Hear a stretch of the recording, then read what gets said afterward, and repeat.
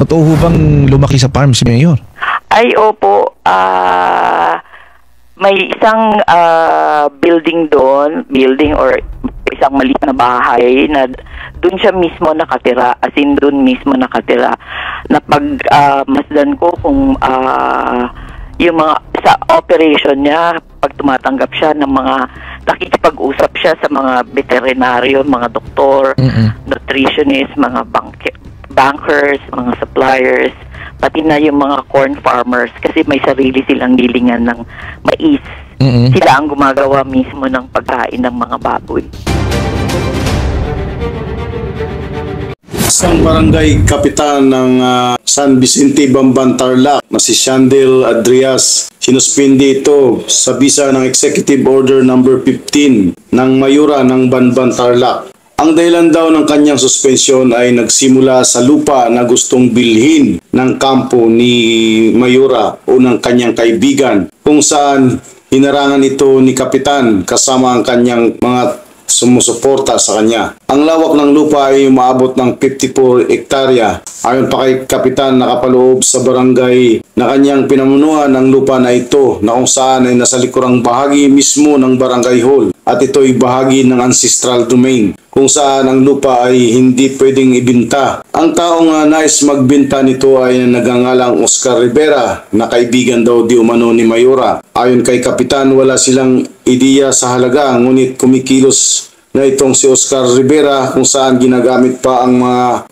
equipment ng munisipyo o ang mga bulldozer. Base sa alituntunin ng NCIP, hindi pinahintulutan na ibinta ang kahit anong ancestral domain. So sa video na ito, panoorin niyo po ito'y bahagi po ng interview kay Barangay Captain Shandel Adrias. Kayo po ay suspendido dahil po sa Executive Order number 15 ng Mayora ng Bayan ng Bamban, Tarlac. Bakit po kayo suspended? Ang nagugat po yung pag-suspend ko po, kung bumibili po sila ng lupa dito sa aming barangay na ating pong tinutulan. Ano po yan? 54 hektarya po ng lupa sa loob ng likod po ng barangay hall namin. Ito ba ay bahagi ng ancestral domain? Bahagi po siya ng ancestral domain. Nakapaloob po kami sa mismong gitna. Okay. Ito po, lupa po siya ng mga punat na na-awardan po ng ng CADTI po. Paano ho nangyari yan? Yung pong lupa niyan na pag-uusapan, pwede ho ba ninyong ikwento, Kap? Paano po nag-umpisa yan? Yun po, yung lupa po na ito na ibinibenta po ni Oscar Rivera. Opo. Doon po daw sa kaibigan ni Mayora. Ano po pangalan yung kaibigan ni Mayora? Wala pong sinabi po si Mayora pero kaibigan niya daw po yung bumibili. Okay. Magkano po binibenta o magkano po ino-offer ng bumibili? Actually po, wala po kaming alam sa barangay na binibili po yan o anong ginagawa. Basta yan po, ipinabubuldoser po ni Oscar Rivera. Po yung mga gamit ng munisipyo. Okay. Hindi ho ba, Kap Shandel Adrias, meron pong alituntunin ng NCIP, hindi po pwedeng ibenta ang ancestral domain. Tama ho ba ako, Kap? Tama po kayo, sir. Kaya nga po, naguguluhan nga po ako. Ba't ibinibenta po ni Oscar Rivera? So, sa nangyaring ito, kayo ba ay yung mga may-ari ng lupang yan? Kasi nasa loob ng barangay mo to, normally talaga, papakailaman mo to, Kap Shandel. Sir. Oo. Nasa loob ng barangay ninyo. Kap, ano naging desisyon nyo rito nung tila ibebenta na yung lupain na yan? Bali yan po, mismong likuran po ng barangay hall namin yan, sir. Tapos, nung pong pinobuldoser na po yan, pinawalan namin yung mga grupo po ni Oscar Rivera na katutubo din po. Ngayon po, yun po, ipinagpatuloy po nila yung clearing po ng lupa. Ngayon po, kasama po namin yung mga tao na dating may-ari dyan. Dapat po na maibalik na yan sa mga tao dito sa amin. Ayun, okay, Kap. may nakapagsabi sa akin, yung aking, may mata kasi ko dyan sa Bamban. Yun daw mga equipment na ginagamit doon sa bulldozer, pagbubuldozer, pag-aari daw ng munisipyo, tama ba ako? Opo, kasi alam ko po, although yun po ay mga ano po, para po yun eh. Pinang-service po namin ng pandemic.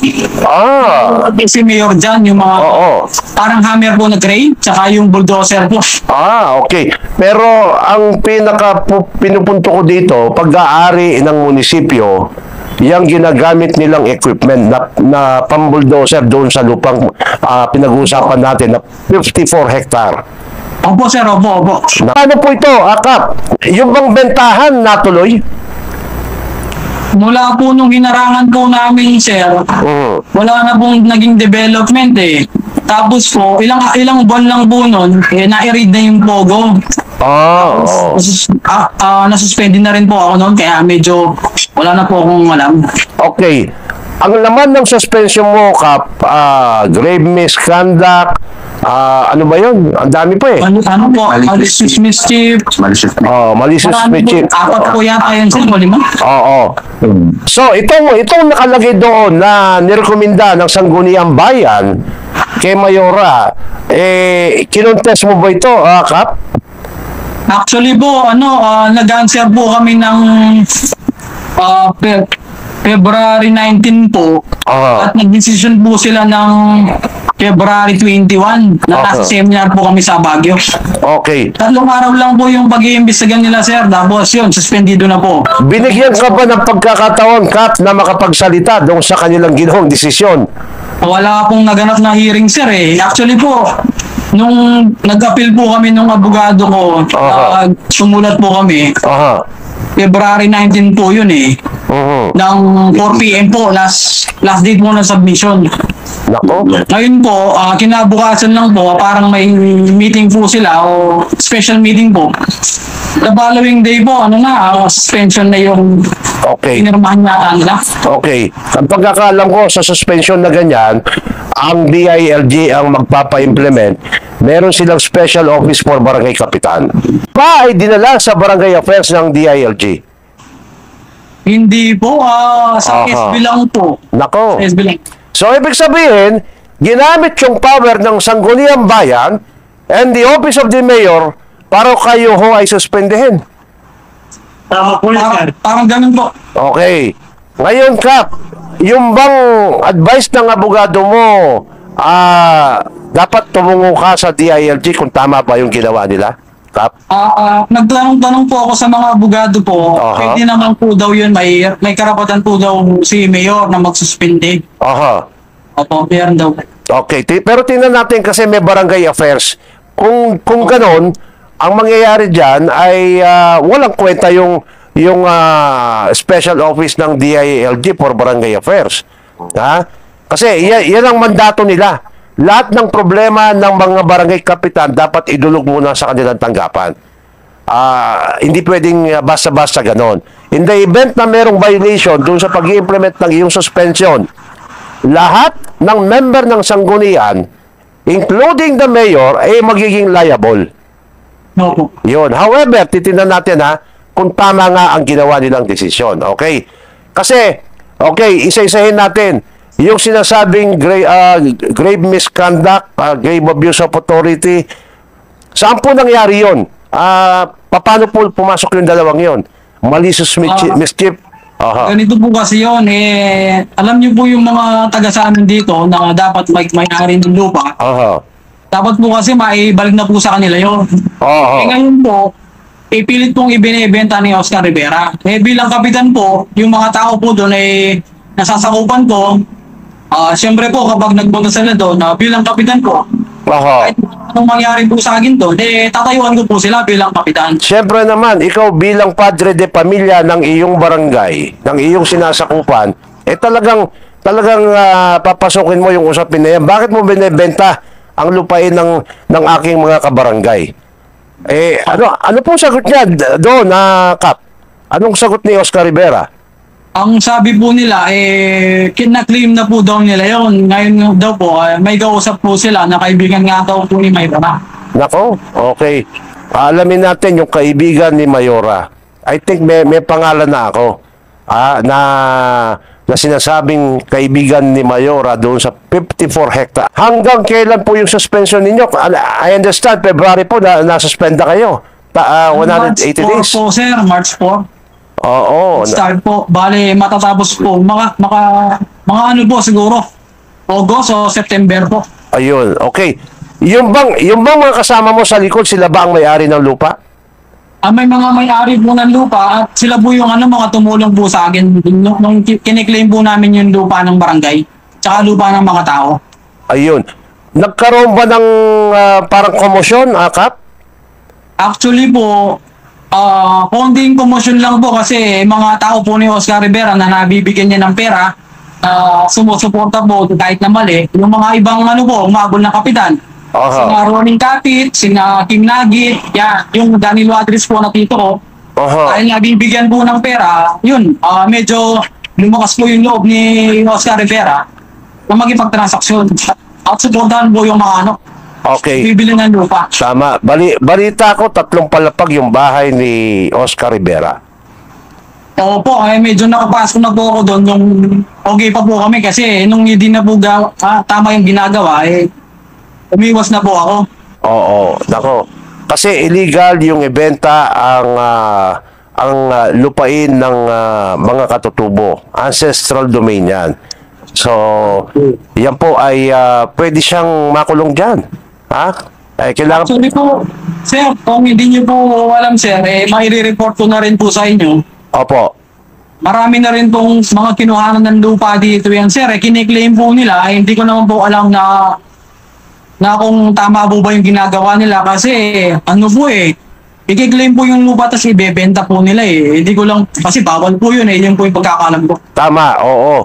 Lupa po ng kunat, i-claim po nila at ibebenta rin nila. Ito po Kuya, alam po nila yung mga nangyayari dito kasi isa po sila sa mga mga babuting katutubo po na kailangan po ng tulong. Actually po, hindi niyo po natatanong, katutubo po ako, mga 1/4 na lang po. 1/4, okay. Ano pangalan ni Kuya, yung katabi mo? Si Oliver Margarito. Margarito, Monicar. Opo. Ilang pong sukat ng inyong lupa na ikangay binebenta? Kung sa totoo lang po, sir, marami po talaga yung binibigyan may certification ni Oscar Rivera. Certification. Okay, matanong ko lang, sino ba ang kinikilala ng NCIP? Yung kinikilala po ng NCIP, si Oscar Rivera. Okay. Dahil po, baka nabibigyan din. Okay. But then again, kahit na siyang kinikilala, kapag ang ginagawa niya hindi tama, pwede ninyong i-petition. Natanggalin. Yan po ang pwede ninyong gawin. Karapatan po ninyo yun. Magkaisa ho kayo. Pwede po ninyo siyang i-petition, questionin sa ginagawa niyang pagbebenta ng lupa. Ayan po yan. So, meron pa ho bang natitira mga lupa sa inyo? Kasi sa lawak po naman pinag-uusapan, meron ako nababanggit na 200 hectare at yung sa inyo ay 54 hectare. Meron pa ho bang natitira? Sa totoo po yan, mayroon natitira, mayroon na naibebenta. Nako, problemang malaki yan. Sa inyo pong pagkakaalam, kayo po ay dekada-dekada lang nandyan sa bayan ng Bamban. Ito bang Mayora, kailan po ninyo unang nakita? Nung election lang po din, sir. Ako po, 2018 po, barangay captain na ako. Actually po, 2010 po, SK na ako. Ngayon ko lang po nakita yan nung election.